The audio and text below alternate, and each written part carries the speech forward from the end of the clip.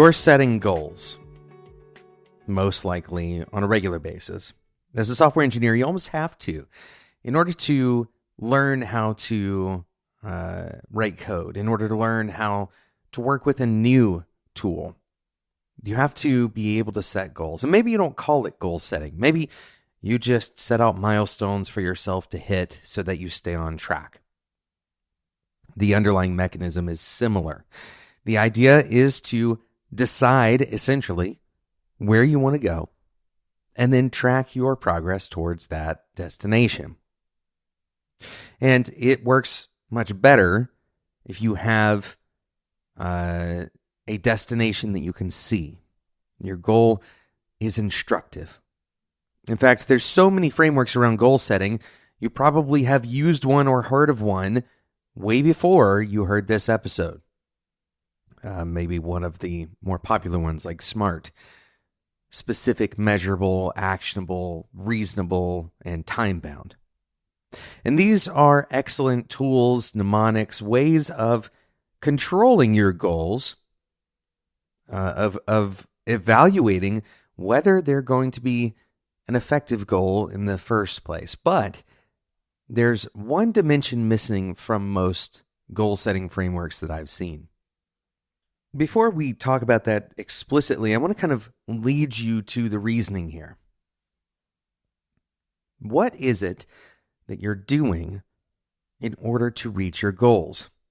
More specifically, what are you doing differently than if you hadn't set the goal in the first place?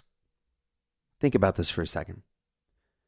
The actions that you take, the way that you spend your time, what is it that you are doing differently as a result of your goals?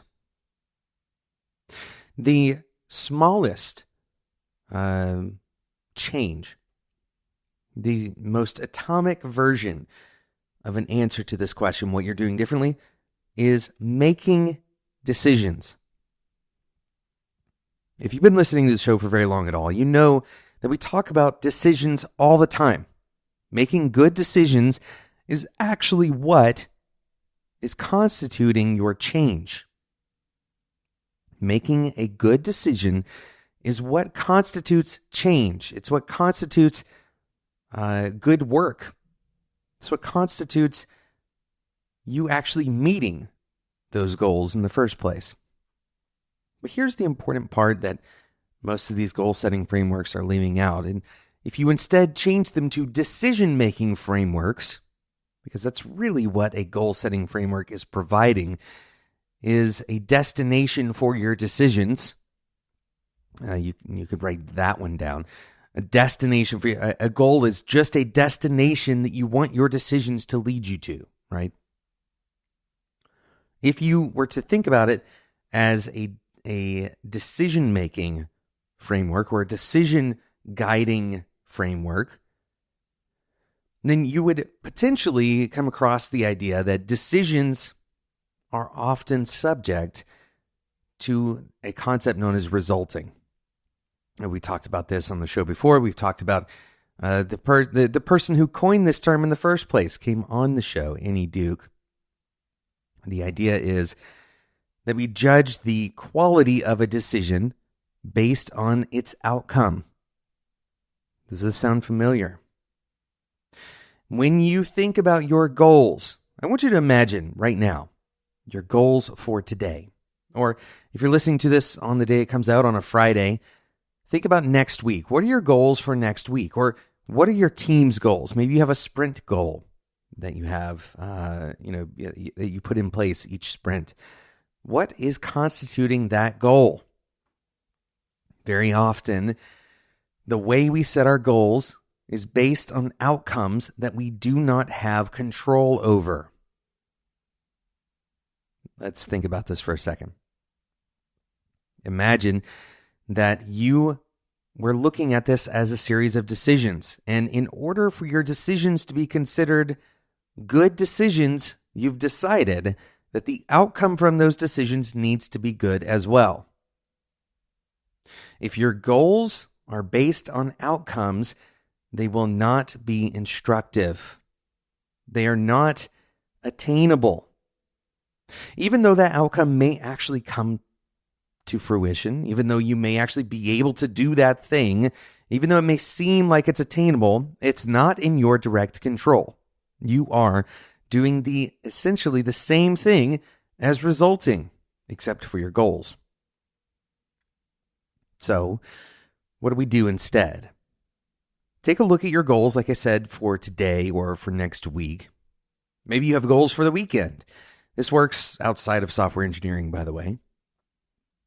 And I want you to evaluate which of those goals are based on outcomes versus things you do have direct agency and control over. Now, sometimes this is in a gray area. You may have some agency or some control, but your time may be taken up. You may not be able to get through every chapter of the book that you're hoping to get through because of some other time constraint that you can't predict. So there is some gray area here. But very often we set goals that are outcome oriented, especially goals that are longer term. If I had to guess, your day goals that you have set are not outcome oriented. Instead, they are what I'm going to recommend that you try to do for the week as well, which is a process goal. This is the thing that you have direct agency and control over.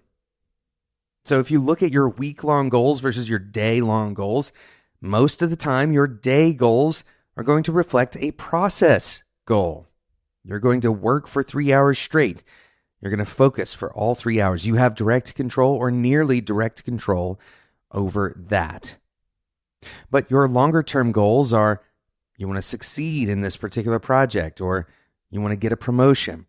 Those are outcome goals. And while it's good that we have aspirations, we have desires for certain outcomes, those outcomes are not on their own instructive.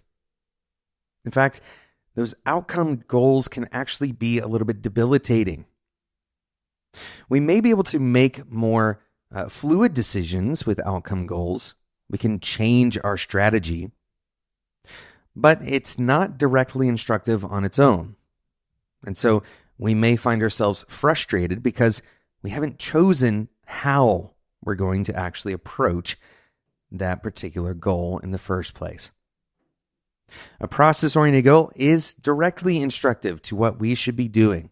So my ask for you, your homework for next week, is to take, if you have an outcome-oriented goal, to take that outcome-oriented goal and convert it to a process-oriented goal. Instead of focusing on something that you don't have direct control over, focus on something that you do have agency and control over.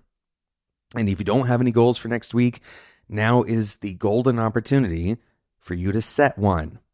Make sure it follows that SMART recommendation. It should be specific, it should be measurable, attainable, it should be reasonable, and it should be time-bound. So hopefully for the next week. But it should also be process-oriented. You have direct control over that goal. Thanks so much for listening to today's episode of Developer Tea. I hope that you are inspired by this episode.